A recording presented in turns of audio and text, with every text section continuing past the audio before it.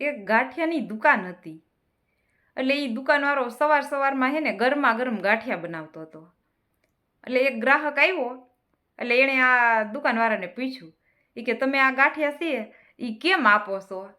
એટલે દુકાનવાળાએ કીધું કે જો તમારે ઘરે પાર્સલ લઈ જવું હોય ને તો હું તમને પાર્સલ કરી દઈશ, અને જો તમારે અહીંયા બેસીને ખાવા હોય ને તો હું એક ડીશમાં ગરમા ગરમ ગાંઠિયા આપીશ, એની હારે ચટણી પણ આપીશ અને એની હારે મરચાં પણ આપીશ.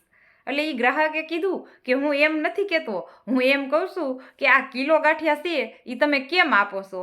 એટલે એ દુકાનવાળો હતો ને એ કે 500-500ના જે 2 તોલા હોય ને એ હું એક આયરે મૂકી દઉં અને પછી જે કિલો ગાંઠિયા થઈ જાય ને હું એવી રીતના કિલો ગાંઠિયા કરી દઉં છું.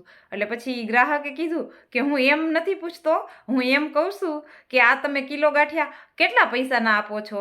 એટલે ઈવડો એ દુકાનવાળો હતો ને એ કે જો તમે મને 100 રૂપિયાની એક નોટ આપશો ને તોય હું તમને કિલો ગાંઠિયા આપીશ, અને જો તમે મને 50 રૂપિયાની 2 નોટો આપશો ને તોય હું તમને કિલો ગાંઠિયા આપીશ, અને જો તમે મને 10-10ની 10 નોટો આપશો ને તોય હું તમને કિલો ગાંઠિયા આપીશ.